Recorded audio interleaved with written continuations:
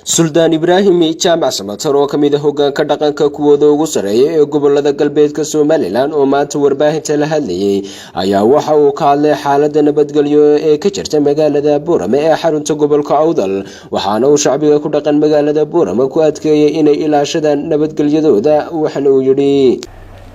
waxaynu ognahay aroor dhaweyd oo laga joogo meesha laba maalmood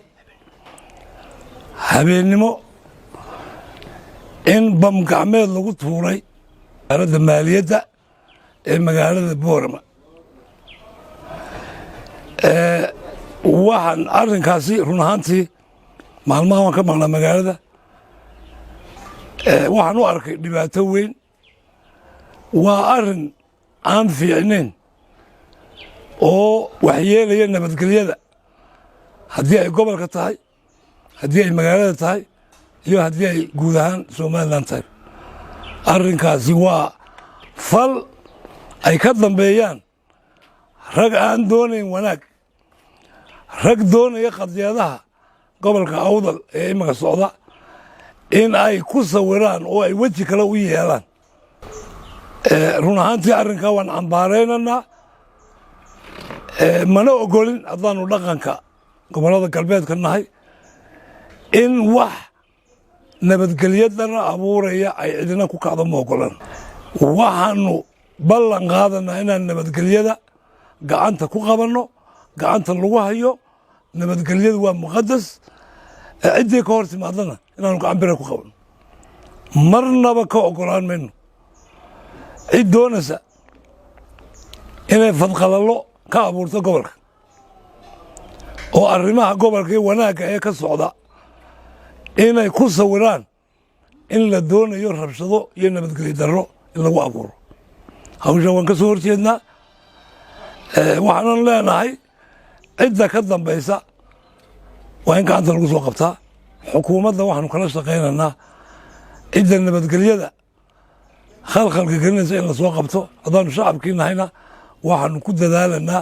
sidii arrinkaa looga daba tegi lahaa geesta kale Suldaan Ibraahim Jaamac Samatar oo hadalkiisa sii wataa ayaa waxa uu ka hadlay suurtaagii lagu sameeyay ugaaska beelaha Gadabuurti kuwaas oo uu sheegay inay ka dambeeyeen suurtaaga ugaaska oo talooyin khaldan ay siiyeen xukuumadda Somaliland dadkii ugu xigay ugaaska kuwaas oo uu sheegay in ay dana gooniya ka lahaayeen suurtaaga ugaaska lagu sameeyay waxana uu yiri warad ma waa ugu weli ma dhicin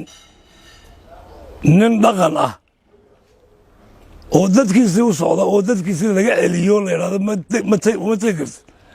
waa arrin run ahaantii aan hore u dhicin bay ahayd haddii ay dhacdayna oo rag badan oo hore Somaliland la yidhi imanayana waxay ahayd arrin siyaasadeed oo rag dhaqana oo siyaasadda ka qayb galay oo ama shirkii Jabuuti tegey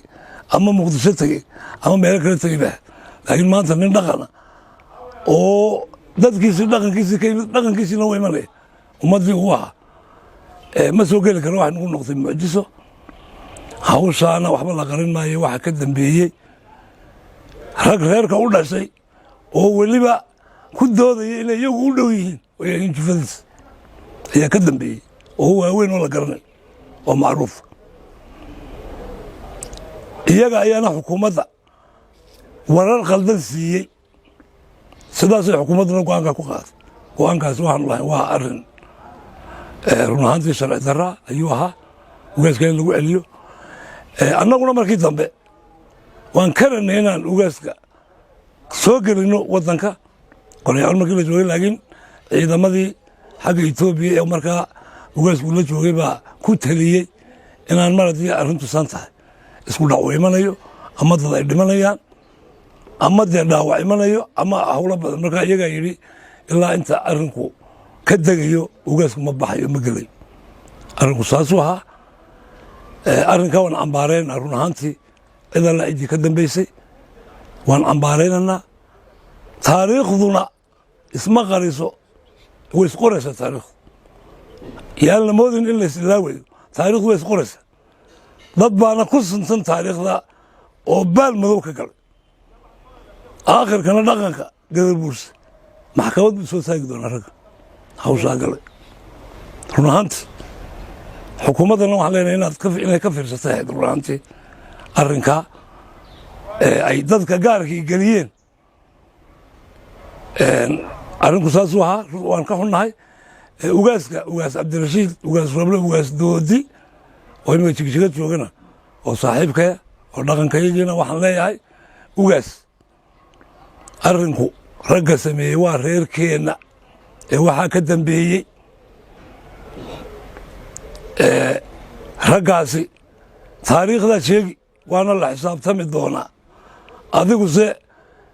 waxaa tahay madaxii ugu sarreeyey dhaqanka markaa hadalloyena kaa soo bixin Zakariya Cabdishaaq Faarax Zakariya Saxane telefishinka caalamiga Horyaal TV magaalada Boorama